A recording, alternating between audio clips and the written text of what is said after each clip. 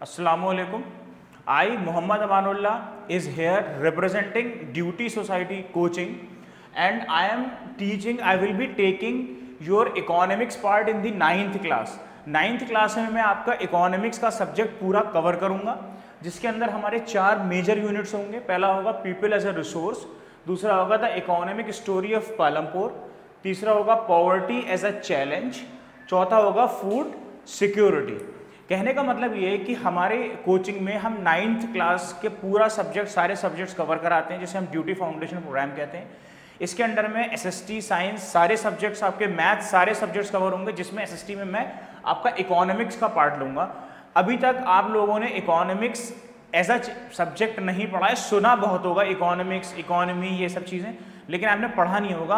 अब आप लोगों का इकोनॉमिक्स का फाउंडेशन स्टार्ट होगा 9th क्लास से, जो आपको 9th क्लास में मिलेगा, 10th क्लास में मिलेगा। अगर आप 11th क्लास में बाई चॉइस कॉमर्स या आर्ट साइड में जाते हो तो आप इकोनॉमिक्स को टेकअप करोगे और फर्दर ये आगे आपको मिलता रहेगा अगर आप पढ़ते रहोगे। बहुत इंटरेस्टिंग सब्जेक्ट है।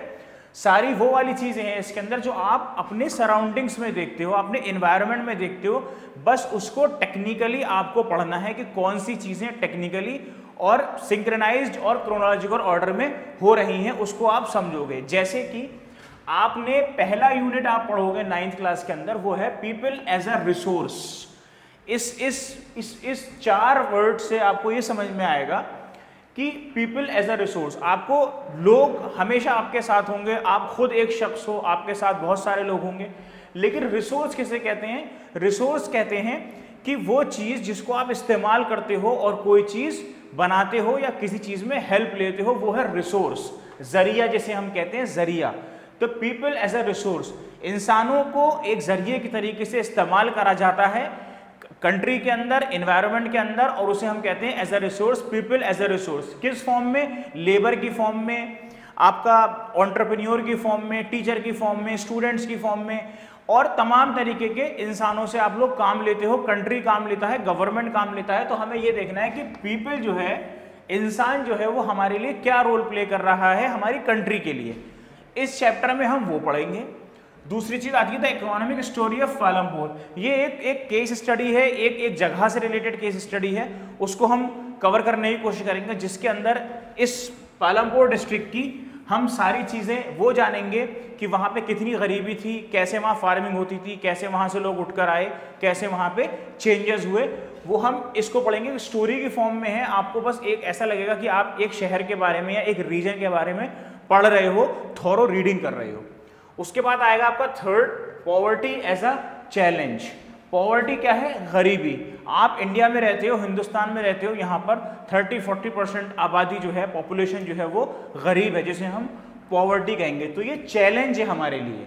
चैलेंज क्या है कि पॉवर्टी को हम ख़त्म कैसे करें, और पॉवर्टी को मतलब बेसिकली ये बताया गया कि पॉवर्टी कैसे आई, क्या क्या रीजंस थे उसके, और कैसे पॉवर्टी खत्म होगी या कैसे पॉवर्टी खत्म हो रही है, कौन कौन से एफर्ट्स आप लोगों के हैं, कौन कौन से एफर्ट्स गवर्नमेंट रोल प्ले कर रही है पॉवर्टी को इरेडिकेट करने के लिए, खत्म करने के लिए। इस चैप्टर के अंदर हम टेक्निकल लैंग्वेज में पढ़ेंगे कि हाउ टू इरेडिकेट पॉवर्टी, और पॉवर्टी हमारे कंट्री में हुई क्यों आई कैसे।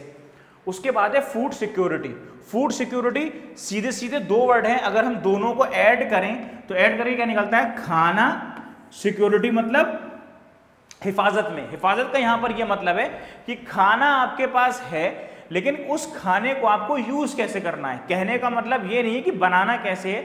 इकोनॉमिक्स में ये नहीं होता। इकोनॉमिक्स में क्या होता है कि एक कंट्री, एक गवर्नमेंट, जो खाना अवेलेबल है इंडिया के अंदर, जैसे कि बेसिक नेसेसिटी पे आती है, हम व्हीट, आटा, दाल, चावल, वेजिटेबल्स, ये सारी बेसिक चीज़ें, इसका हमें मैनेजमेंट कैसे करना है। कहने का मतलब ये है कि सब लोगों को खाना वक्त पर मिले, और इतना मिले कि वो लोग भरपूर पेट भर के खाना खा सकें और हेल्दी रहें, और कैसे खाना बटेगा लोगों में, और कैसे खाना लोगों में बांटा जाएगा, किन किन रेट्स पर बांटा जाएगा, हम वो वाली चीज़ इसके अंदर पढ़ेंगे। आप लोगों की ये जो 9th क्लास की इकोनॉमिक्स के 4 चैप्टर हैं, बहुत ईजी हैं, बहुत सिंपल हैं, ज़्यादा डीप नहीं पढ़ना है आप लोगों को। इसमें ऊपर ऊपर की चीज़ें पढ़नी है, तो ये आपका 4 चैप्टर मिला के आपका 9th का पूरा सिलेबस कवर करेंगे और मैंने बिल्कुल इसकी ब्रीफिंग आपको दे दी है। उम्मीद करता हूं कि आपको ये सारे टॉपिक्स इंटरेस्टिंग लगे होंगे और उम्मीद करता हूं इंशाल्लाह जब आप लोग सब लोग एडमिशन ले लेंगे तो मैं आप लोगों को